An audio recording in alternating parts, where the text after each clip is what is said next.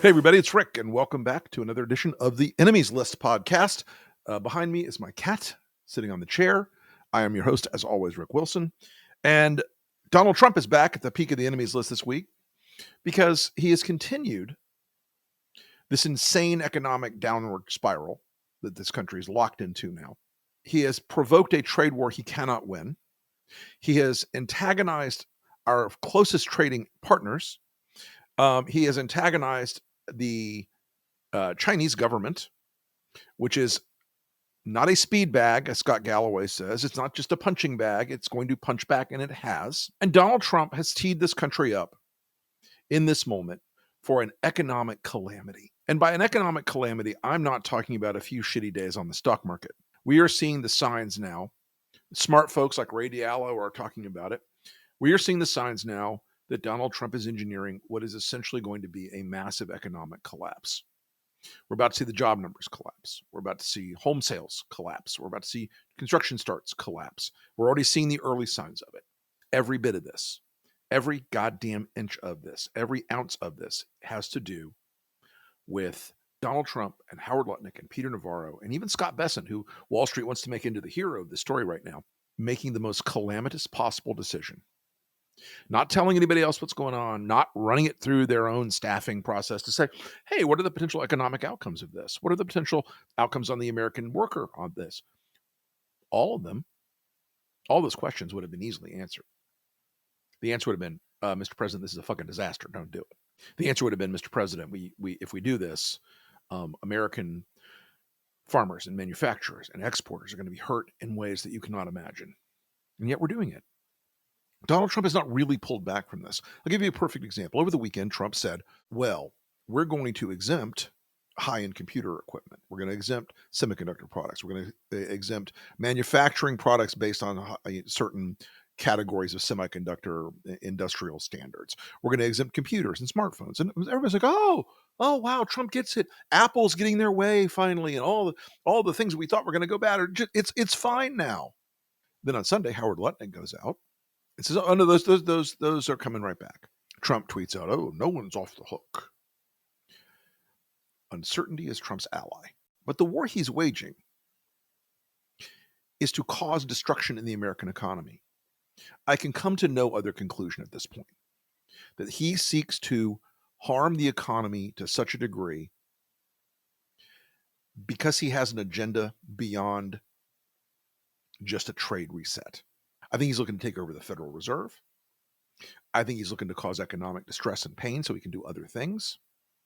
I think he is also stochastic and random, and his brain fires in all different directions. We've all known somebody like that, by the way, in our lives. We've all had somebody in our work life or our personal life whose mind goes in a million different directions at a time.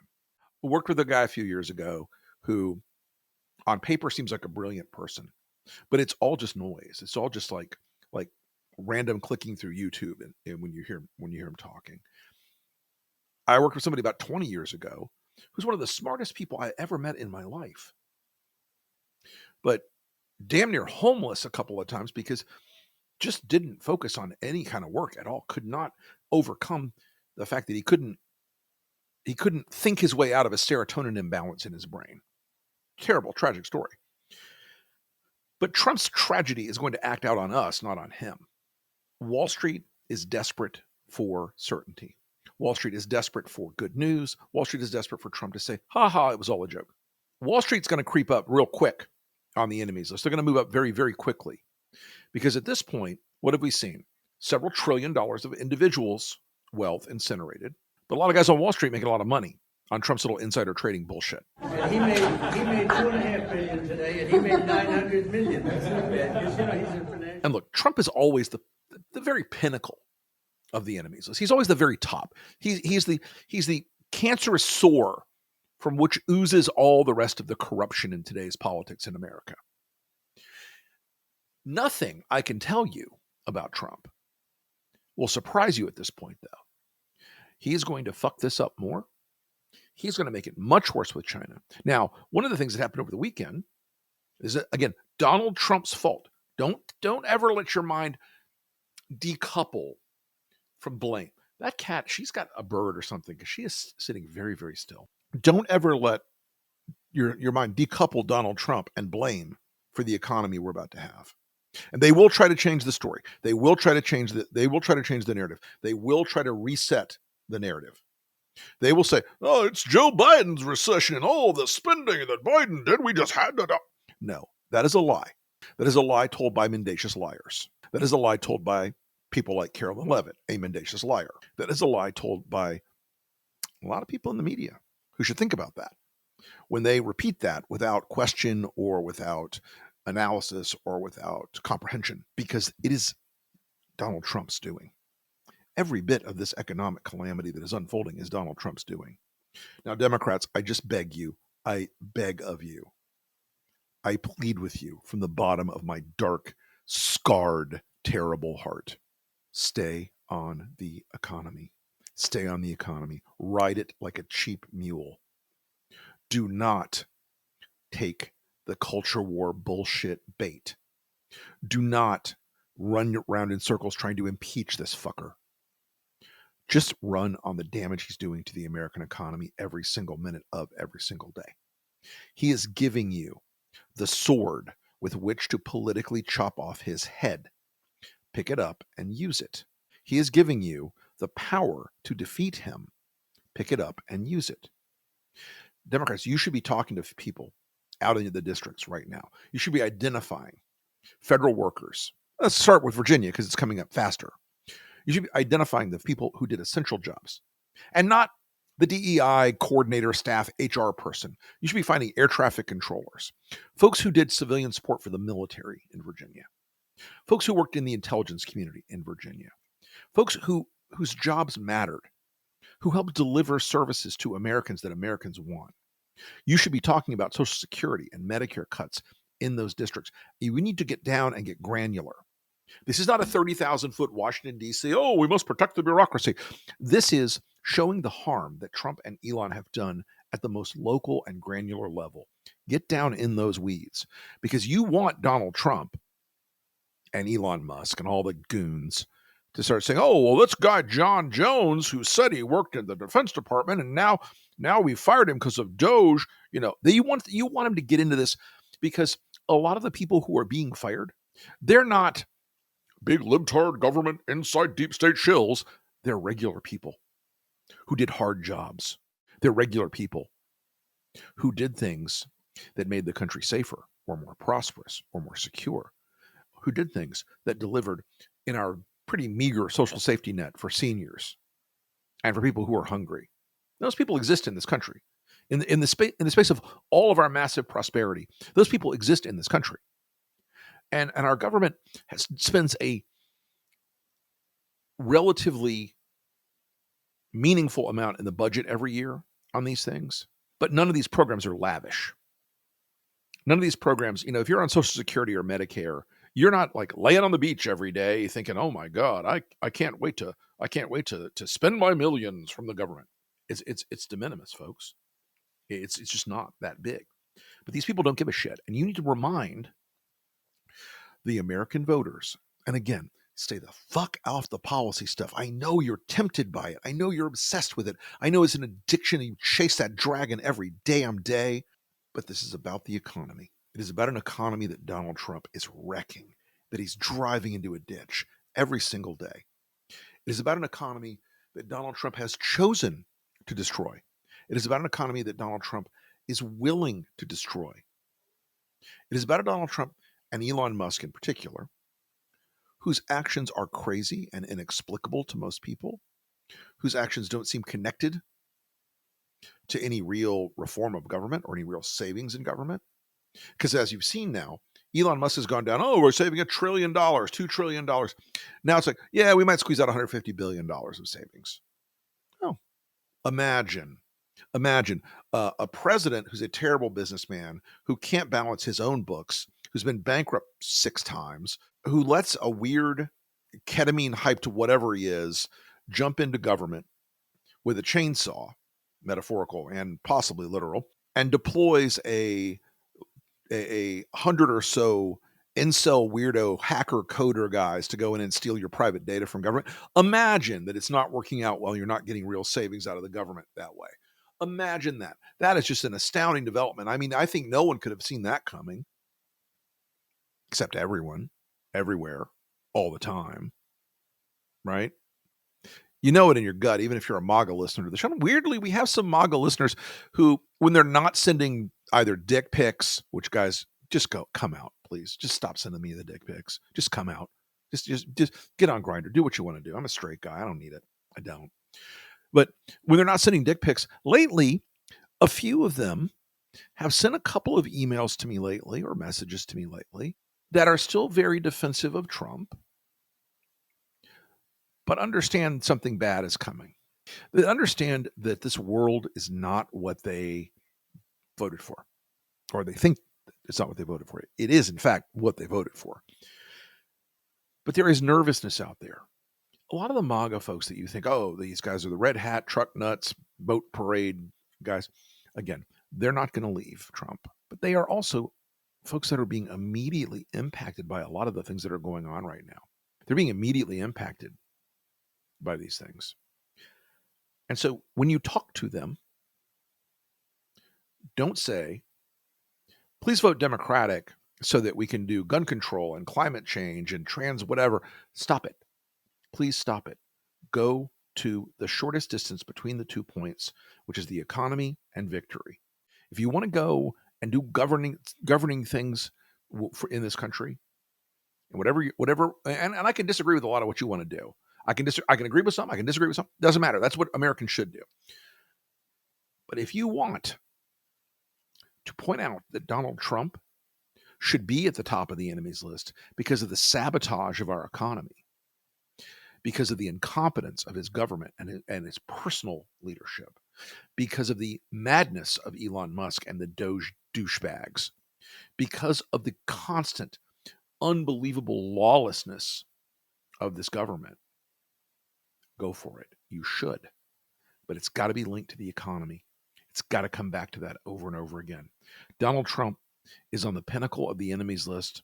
And this week, because of his unbelievable insanity and ineptitude and chaos and stochastic political, ping-ponging around, he's put our economy on the chopping block.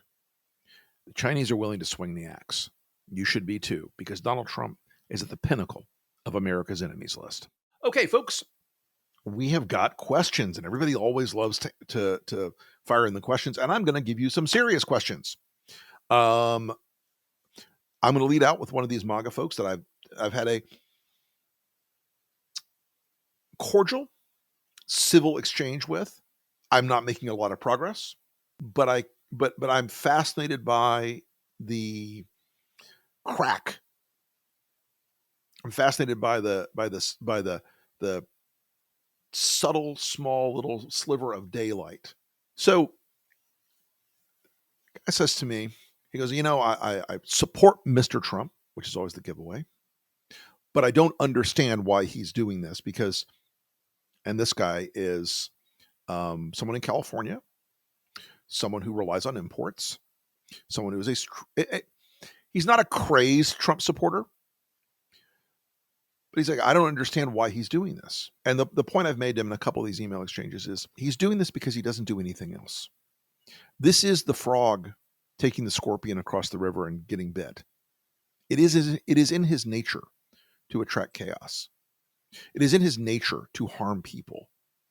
It is in his nature to do these things. So why he's doing this, the top level description of why he's doing this is that he is possessed of a really bad economic idea from the 1890s that has been abandoned by every single economist in the world except for Peter Navarro, who is up in Trump's brain, up in Trump's business, who has a whamma jamma on Trump, is controlling Trump on this matter. And Navarro, Lutnick, Besson, and a handful of other people around Trump who will not gainsay him, who will not correct him, who will not tell him he's being dumb, are why he's doing this. I'll tell you one thing about those people. They don't care about you. They don't care about you at all. They care about you so little that if you were on fire in front of the White House, they wouldn't walk out to piss on you to put it out. These are not good guys. These are not people who have motivations that are about the betterment of America. You have to remember, when Trump says make America great, he doesn't mean you. He means the people that love him. He means the people that serve him. He means the people that pay him. And those people to be in the paying him list, you need 7 zeros now after the number. Not $25 or $100 or $75 or whatever it is. You need 7 zeros after that number now.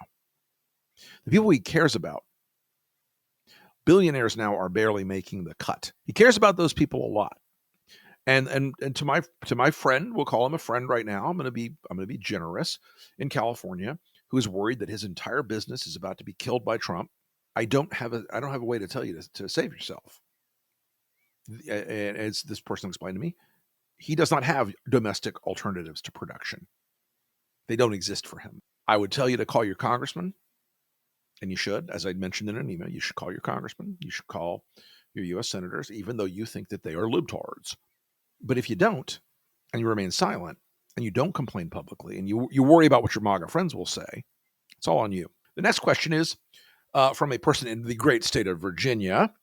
How do I push my Republican representative to do the right thing and protect our jobs from Doge? You got to start with this. You need to be in their grill, and I'm going to get in the weeds a little bit, grassroots a little bit. You need to go to their district offices, knock on the door, ask to speak with a representative, with one of their congressional constituent service people. Explain what you need, explain what you're concerned about, and ask questions. Don't just say, I want X, Y, and Z. Ask questions. When will the congressman meet with constituents? Here in, I'll say it, it's the Virginia Beach area. When will the congressman meet with those of us who are being affected by this? When will the congressman hold a town hall? When will the congressman come back from Washington? When will the congressman be available to speak to me on the phone? When can I expect your written answers to an email or a letter? When can I expect a statement from your press office? When can I expect? And they will say, humana, humana, humana, humana, humana. You do this enough, though. You get enough people that do this, and they're going to start feeling some internal political pressure. There are a lot of vulnerable Republicans right now. Virginia has a number of Republican seats that you'll hear about 2 that are in play. It's 4. And some of those seats are going to be very hotly contested.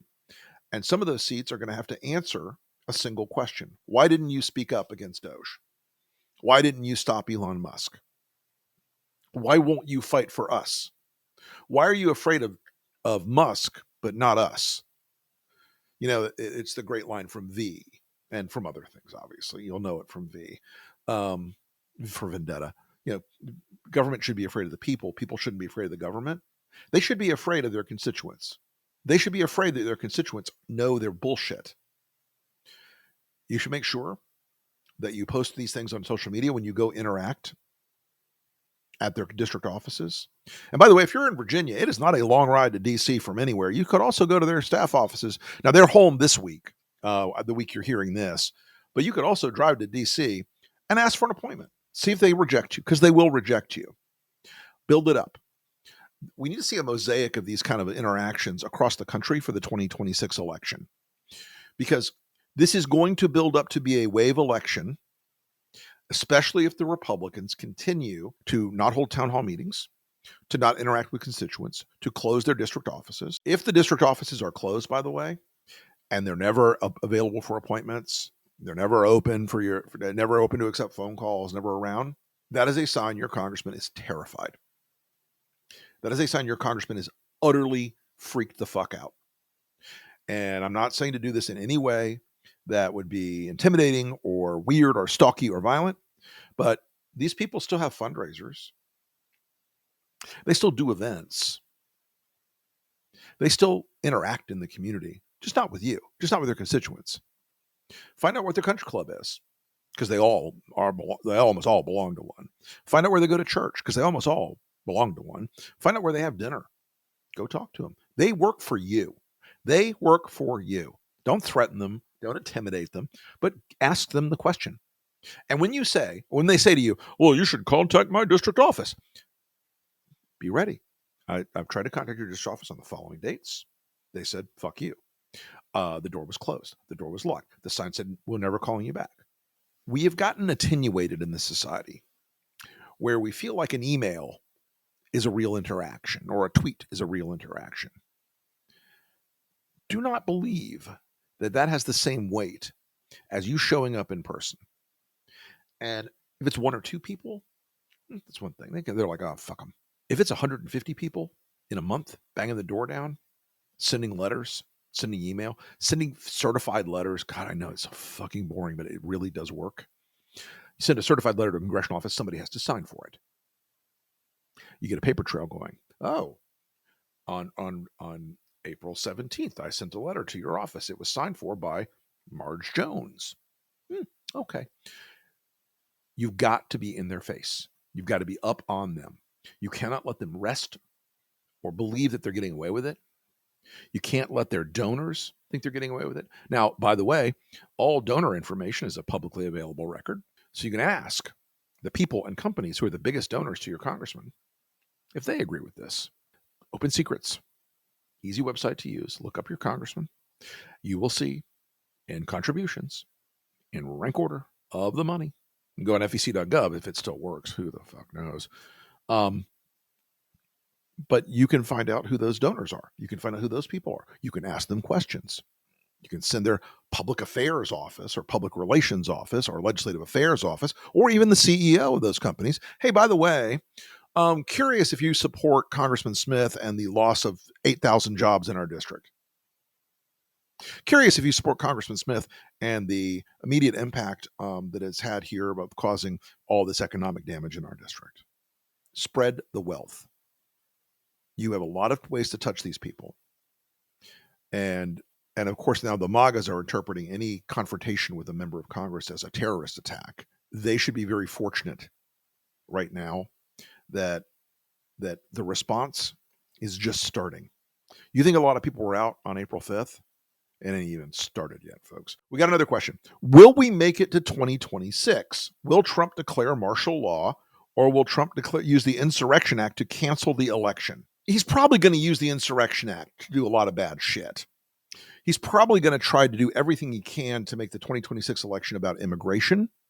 And they're going to try this left-wing culture war. Oh, the left-wing terrorists are attacking the government of the American people. And he's going to try to divide the country. We will make it to 2026 if we beat the shit out of them every day in 2025. Keep them on defense. Push, push, push all the time. If there are Republican members of Congress who are running into Trump's arms every 30 seconds and who don't defend their people, who won't stand up for their district, who won't do the work that they were hired to do by their constituents, the pressure starts now.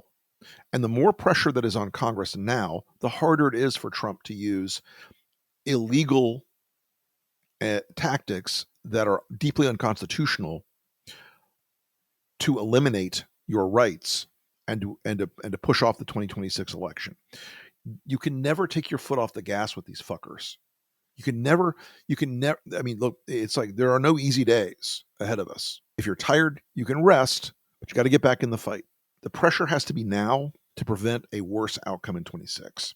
Why are the Wall Street guys still supporting Trump, even though he's lost them so much money? Well, he's made them a little bit of money back, but they have a view that two things are going to come to pass.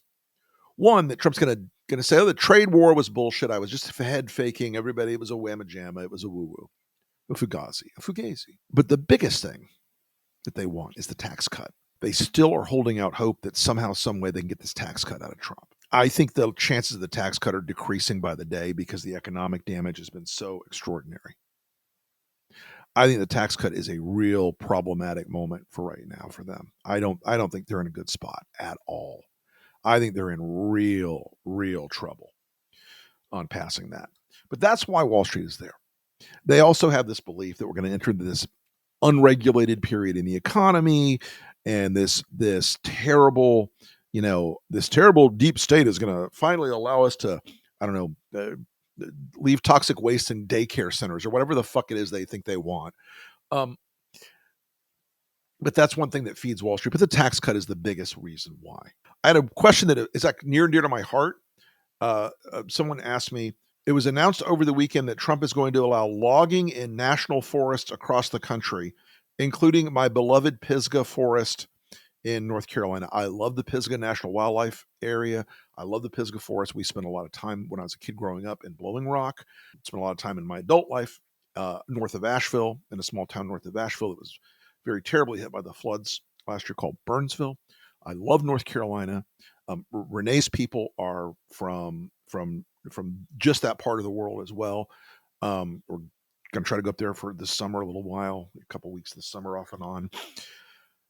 A working trip, sadly. But Trump believes psychotically that America lacks timber resources.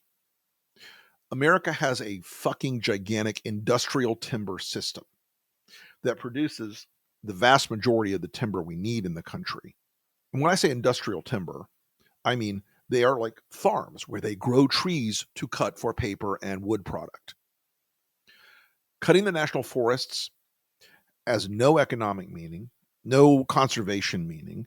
It has one meaning. It is that Trump wants to be the nastiest, cruelest, shittiest human being he could possibly be. That's why he wants to cut the national forest down. There are people around him. This is the kind of thing that I can see Stephen Miller like going home and masturbating, thinking about. This is the kind of thing where you look at why you have a guy like fucking Doug Burgum in the job, and you go to yourself, oh, well, of course they're going to cut down the national forests. And by the way, some of those national forest areas, they're in the Appalachians in particular, that's old growth, and some of it is irreplaceable. Some of it is already stressed because of invasive species. But the reason they're doing it is for cruelty. The reason they're doing it is to hurt people who love the environment and love the outdoors. And way before, back when I was a Republican, I was a Teddy Roosevelt-style Republican. And I love the outdoors. And I believe in wildlife preservation and wildlands preservation. We do it better than almost any other country on earth at the scale we have to face here in this country. We're proud of it for generations. You know who was proud of it for generations? Republicans and Democrats. Donald Trump does not love the outdoors. Donald Trump is a guy who grew up in an apartment. Donald Trump is a guy who grew up in his young adult life living in a condo in a tower in New York. Donald Trump is not a nature guy. He's not an outdoors guy. The most outdoors Donald Trump ever is golfing. And that's not wildlands, and that's not preservation lands. That's golfing. God bless you. You like to golf? Go golf. God bless. Knock yourself out. But you shouldn't conflate preservation with golf game. We're seeing this in a lot of states too, by the way. Ron DeSantis is trying to take state parks in Florida and convert them into golf courses and wiffle ball or pickleball courts, being given to a major donor to develop. And it's happening in a lot of other red states too. You don't get it back when it's gone, folks, and that's why Trump's doing it, because he wants the cruelty of it. He wants the outrage of it. He wants you to be hurt by it. He wants you to see the bare mountainside and go, oh yeah, Trump did that to us, that fucker, because that's what he does. This has been another episode of the Enemies List. We're working this new format now, kind of like it. Hope you do too. We will be back again with another episode very shortly. As always, you can follow me at The Rick Wilson on all the social media platforms except for Twitter, where I'm still banned by that giant weasel dick Elon Musk. You can also find me on Substack. You can watch this episode on YouTube. You can also watch the Lincoln Project podcast on YouTube and listen to it everywhere fine podcasts are sold. And do me a favor, folks, go over to Lincoln Square on Substack and subscribe as a free or paid member. I'd appreciate it. You can also check out my other writings at my Substack, The Rick Wilson, at substack.com. Talk to you very soon, everybody.